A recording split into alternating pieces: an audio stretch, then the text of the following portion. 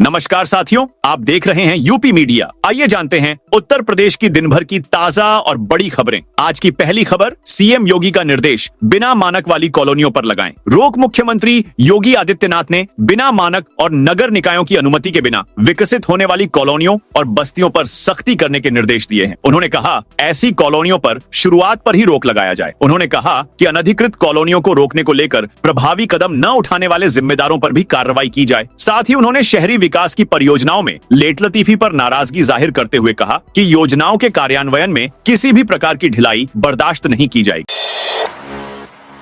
भगवान पर टिप्पणी करने का आरोपी अरेस्ट। फूलपुर थाना क्षेत्र के नेवादा क्षेत्र में देवी देवताओं पर टिप्पणी के आरोपी भौथी हाशमी को पुलिस ने शनिवार को क्षेत्र से गिरफ्तार किया। आरोपी को जेल भेज दिया गया। फूलपुर के हरिनाथपुर अवनीश सिंह विक्की ने पुलिस को बताया कि नेवादा गांव निवासी भौथी हाशमी सोशल मीडिया पर हिंदू देवी देवताओं पर टिप्पणी कर रहा है। बसपा की मेगा रैली 8 अक्टूबर को पुराने सभी रिकॉर्ड तोड़ने की होगी। कोशिश बहुजन समाज पार्टी के संस्थापक कांशीराम के आगामी 9 अक्टूबर को परिनिर्वाण दिवस के अवसर पर आयोजित होने वाली रैली की तैयारियों को अंतिम रूप देना शुरू कर दिया गया है। रैली के लिए 8 अक्टूबर से ही पार्टी कार्यकर्ताओं और समर्थकों का हुजूम उमड़ने के दृष्टिगत वरिष्ठ नेताओं ने शुक्रवार को कांशीराम स्थल और रमाबाई अंबेडकर स्थल का मौका मुआयना किया और दिशा निर्देश दिए। सर तन से जुदा नारे पर हुआ एक्शन, मंत्री का दावा, उपद्रवियों से पेट्रोल बम। बरेली बवाल पर मंत्री जेपीएस राठौर ने कहा कि विपक्ष वहां पर फिर से माहौल बिगाड़ना चाहता है। सर तन से जुदा के नारे और हिंसा के बाद पुलिस ने एक्शन लिया है। उपद्रवियों के पास से पेट्रोल बम, असलहा व विस्फोटक पदार्थ बरामद हुए हैं। अब वहां पर किसी को भी माहौल खराब करने की अनुमति नहीं दी जाएगी। सीएम योगी का निर्देश, 100 वर्ग मीटर से बड़े भवनों में रेन वाटर हार्वेस्टिंग होगी। अनिवार्य प्रदेश के कई इलाकों में घटते भूजल स्तर को देखते हुए मुख्यमंत्री योगी आदित्यनाथ ने 100 वर्ग मीटर से अधिक क्षेत्रफल वाले सभी भवनों में रेन हार्वेस्टिंग को अनिवार्य रूप से लागू करने के निर्देश दिए हैं। उन्होंने कहा कि यह व्यवस्था शहरी और ग्रामीण दोनों क्षेत्रों में अनिवार्य रूप से लागू किए जाए। जल संरक्षण के लिए यह कदम निर्णायक साबित होगा। साथ ही सीएम ने यह भी निर्देश दिए हैं, हर बरसात से पहले यानी 1 अप्रैल से 15 जून तक कुम्हारों को तालाब से मुफ्त में मिट्टी निकालने की छूट दी जाए ताकि तालाब वाटर रिचार्ज के लिए तैयार किए जा सकें। मेरठ करनाल हाईवे पर टोल टैक्स में कटौती। सरूरपुर स्थित मेरठ करनाल हाईवे पर टोल शुल्क में 10 से 15% तक की कमी की गई है। 1 अक्टूबर से नई दरें लागू कर दी गई हैं। इससे मेरठ से करनाल तक सफर करने वाले यात्रियों को राहत मिली है। नई दरों के अनुसार कार, जीप, वैन या हल्के मोटर वाहन से एक तरफ की यात्रा के लिए अब 85 रुपए, उसी दिन वापसी के लिए 125 रुपए शुल्क तय किया गया है। नफीस के बारात घर पर चला बुलडोजर। बरेली में बवाल के मामले में आरोपियों की गिरफ्तारी के बाद जिला प्रशासन ने उनकी अवैध संपत्तियों पर कार्रवाई तेज कर दी है। बीडीए ने शनिवार को आरोपी डॉक्टर नफीस के जखीरा स्थित बारात घर रज्जा पैलेस पर ध्वस्तीकरण की कार्रवाई शुरू की। यहां कार्रवाई करने से पहले भारी पुलिस फोर्स तैनात किया गया। उधर फाइक एनक्लेव में मौलाना तौकीर रजा को शरण देने वाले फरहत के मकान को सील कर दिया गया है। 9 महल्ला मस्जिद के पास 4 दुकानें सील की गई हैं। वहीं सैलानी में अतिक्रमण पर नगर निगम का बुलडोजर से चला है। फरार कैदी की तलाश में लगी मिलिट्री इंटेलिजेंस। 8 अगस्त की रात कानपुर जेल की 22 फीट ऊंची दीवार फांदकर फरार हुए असरुद्दीन का अब तक कोई सुराग नहीं लग पाया है। 56 दिन बीत जाने के बाद भी कोतवाली पुलिस की 2 टीमें और सर्विलांस सेल के प्रयास नाकाफी साबित हो रहे हैं। फरार कैदी की तलाश में पुलिस की 5 सदस्यीय टीम असम और नागालैंड के बॉर्डर तक पहुंच चुकी है, लेकिन असरुद्दीन अब तक अपने गांव भी नहीं लौटा। अब उसकी गिरफ्तारी के लिए मिलिट्री इंटेलिजेंस की मदद ली जा रही है। इन 5 सदस्यीय टीम में एक इंस्पेक्टर, एक दरोगा और 3 हेड कांस्टेबल शामिल हैं। टीईटी अनिवार्यता को लेकर प्रदेश के शिक्षक नाराज। सुप्रीम कोर्ट द्वारा टीईटी की अनिवार्यता का आदेश देने के 1 महीने बाद भी केंद्र सरकार द्वारा अभी तक अपना पक्ष स्पष्ट न करने पर प्रदेश के शिक्षकों ने नाराजगी जताई है। विशिष्ट बीटीसी शिक्षक वेलफेयर एसोसिएशन के पदाधिकारियों ने बैठक कर केंद्र सरकार के असंवेदनशील रवैये पर नाराजगी जताई। साथ ही जल्द इस पर ठोस निर्णय न लेने पर आंदोलन की चेतावनी भी दी। यूपी में लौटता मानसून जमकर बरस रहा है। मौसम विभाग ने आज रविवार को 27 जिलों में बारिश का अलर्ट जारी किया है। इनमें से 15 जिलों में भारी बारिश की चेतावनी दी गई है। शनिवार को पूर्वी यूपी के 41 जिलों में झमाझम बारिश हुई, जबकि पश्चिम यूपी के सिर्फ 7 जिलों में हल्की बारिश दर्ज की गई। वाराणसी में 125 साल बाद अक्टूबर महीने में सबसे ज्यादा बारिश रिकॉर्ड की गई। बारिश के चलते चंदौली और मिर्जापुर में बांध ओवरफ्लो हो गए। चंदौली के लतीफ शाह डैम के 8 गेट खोलकर कर्मनाशा नदी में 45,000 क्यूसेक पानी छोड़ा जा रहा है। इससे नदी के तटवर्ती इलाकों में बाढ़ जैसे हालात हो गए।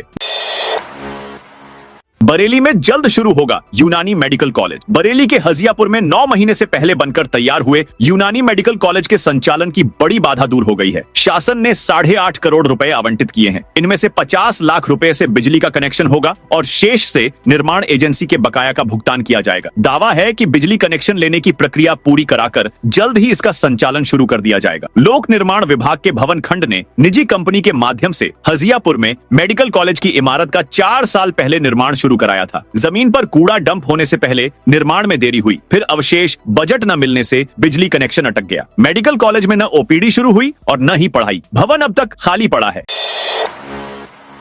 मौलाना शहाबुद्दीन बोले, अखिलेश यादव की मंशा नहीं होने देंगे। पूरी ऑल इंडिया मुस्लिम जमात के अध्यक्ष मौलाना शहाबुद्दीन रजवी बरेलवी ने समाजवादी पार्टी सपा पर निशाना साधा है। मौलाना ने कहा कि समाजवादी पार्टी जब भी कहीं जाती है शोर मचाती है और ढोल बजाती है। सपा नेताओं के दिलों में न तो प्यार है और न ही सेवा का भाव है। बरेली में शांति बहाल हो गई है, लेकिन सपा के लोग शांति को अशांति में बदलने की कोशिश कर रहे हैं। पुणे के लिए सीधी ट्रेन हर मंगलवार को होगी रवानगी। प्रयागराज से पुणे जाने वाले यात्रियों को रेलवे ने बड़ी राहत दी है। मुजफ्फरपुर से पुणे के हड़पसर तक चली वीकली स्पेशल को रेलवे अब नियमित ट्रेन का दर्जा देने जा रहा है। प्रयागराज छिवकी के रास्ते चलने वाली इस ट्रेन को सोमवार 8 दिसंबर से नियमित ट्रेन का दर्जा मिल जाएगा। रेलवे प्रशासन ने शुक्रवार को ट्रेन का नंबर और समय सारणी जारी की है। ओपी राजभर ने दी दूसरी पार्टियों को चुनौती। सुभाषपा अध्यक्ष और कैबिनेट मंत्री ओम प्रकाश राजभर ने कहा कि वह चिट्ठी के जवाब का 15 दिन इंतजार करेंगे। इसके बाद वह जनता के बीच जाकर राजनीतिक दलों की मंशा बताएंगे। उन्होंने कहा, अब राजनीतिक दलों को साफ करना होगा कि वह केवल पिछड़ों का वोट ही लेंगे या उन्हें उनका हक भी देंगे। ओम प्रकाश राजभर ने शुक्रवार को भाजपा, कांग्रेस, सपा, बसपा, निषाद पार्टी, आरजेडी और अपना दल एस के अध्यक्षों को पत्र लिखकर ओबीसी आरक्षण को 3 श्रेणियों में बांटने पर अपना रुख स्पष्ट करने के लिए पत्र लिखा था। 6 अक्टूबर को काशी पहुंचेंगे सीएम योगी आदित्यनाथ। मुख्यमंत्री योगी आदित्यनाथ 6 अक्टूबर को सुबह 11:30 को काशी आएंगे। वह अंतर्राष्ट्रीय धान अनुसंधान संस्थान के दक्षिण एशिया क्षेत्रीय केंद्र चांदपुर में रविवार से शुरू होने वाले 3 दिवसीय सम्मेलन में हिस्सा लेंगे। कार्यक्रम में देश विदेश से 300 वैज्ञानिक, कंपनियों, संगठनों के प्रतिनिधि और प्रगतिशील किसान डायरेक्ट सीडेड राइस के विकास पर मंथन करेंगे। मुख्यमंत्री के साथ कृषि मंत्री सूर्य प्रताप शाही भी शामिल होंगे। काली कमाई खपाने को जीएसटी अफसरों का पैंतरा। उत्तर प्रदेश में राज्य कर विभाग के अधिकारियों द्वारा जमीनों में अरबों रुपए निवेश के मामले की फाइल अभी ठीक से खुल भी नहीं सकी है कि एक और मामले ने खलबली मचा दी है। विभाग के कुछ अधिकारियों पर आरोप है कि उन्होंने अरबों की अघोषित आय को छिपाने के लिए मिर्जापुर और सोनभद्र में डोलो स्टोन, सैंड स्टोन और लाइम स्टोन से भरपूर पहाड़ ही खरीद डाले। दूसरी तरफ अंबेडकर नगर के बिल्डर के जरिए जमीनों की खरीद फरोख्त की जांच ने भी तेजी पकड़ ली है। इसके दायरे में कई बड़े अधिकारी भी आ गए। आगरा में बनेगा छत्रपति शिवाजी महाराज का भव्य स्मारक। आगरा के कोठी मीना बाजार के लिए अधिग्रहण के लिए सरकार ने डीएम के खाते में 9 करोड़ 46 लाख रुपए टोकन मनी के रूप में ट्रांसफर कर दिए हैं। जल्द ही जिस जगह पर छत्रपति शिवाजी महाराज को धोखे से बंधक बनाकर रखा गया था, वहां शिवाजी महाराज का भव्य स्मारक बनाया जाएगा। प्रदेश के पर्यटन मंत्री एवं जिले के प्रभारी मंत्री जयवीर सिंह ने शनिवार को फतेहाबाद रोड स्थित कलाकृति कन्वेंशन सेंटर के मैदान में आयोजित जानता राजा महानाट्य के शुभारंभ के अवसर पर यह घोषणा की। जातीय गोलबंदी में जुटी कांग्रेस मंडलों में आयोजित होंगे सामाजिक न्याय सम्मेलन। कांग्रेस पिछड़ा वर्ग विभाग की प्रदेश कार्यकारिणी की अगले सप्ताह तक घोषणा हो सकती है। कार्यकारिणी घोषित होने के बाद हर मंडल में सामाजिक न्याय सम्मेलन शुरू होंगे। शुरुआत लखनऊ से होगी। सामाजिक न्याय के मुद्दे को लेकर कांग्रेस लगातार संघर्ष कर रही है। यही वजह है कि शीर्ष नेतृत्व ने पिछड़ा वर्ग विभाग को निरंतर अभियान चलाने के निर्देश दिए हैं। अब विभाग के राष्ट्रीय अध्यक्ष अनिल जयसिंह ने यूपी में भी सामाजिक न्याय से जुड़े कार्यक्रम चलाने के निर्देश दिए हैं। जेके सीमेंट परिवार बना दौलत का सिंबल। जेके सीमेंट देश की उन शीर्ष कंपनियों में शुमार हो गई जिसने सबसे ज्यादा अरबपति दिए हैं। इस लिस्ट में एशियन पेंट्स, गोदरेज, पिडीलाइट, इन्फोसिस और डाबर इंडिया जैसी कंपनियां हैं। जेके सीमेंट के 5 अरबपतियों में माधव सिंघानिया, राघवपत सिंघानिया, कविता यदुपति सिंघानिया, सुशीला सिंघानिया और अभिषेक सिंघानिया के नाम हैं। वृंदावन में प्रेमानंद महाराज की पदयात्रा फिर रुकी। प्रसिद्ध संत प्रेमानंद महाराज की पदयात्रा अनिश्चित काल के लिए रद्द कर दी गई है। पिछले 2 दिनों से वह यात्रा यात्रा में शामिल नहीं हो रहे थे। उनकी अनुपस्थिति के बावजूद दर्शन पाने के लिए श्रद्धालु सड़क पर रात भर इंतजार करते रहे। इस खबर से भक्तों में बेचैनी और चिंता का माहौल देखा गया। श्री राधे हित केली कुंज आश्रम की ओर से सोशल मीडिया के माध्यम से बताया गया कि संत महाराज का स्वास्थ्य फिलहाल ठीक नहीं है। आश्रम प्रशासन ने स्पष्ट किया कि इसलिए उनकी यात्रा को अनिश्चित काल के लिए स्थगित किया गया है। भक्तों से अपील की गई है कि वे अभी सड़क पर इंतजार न करें।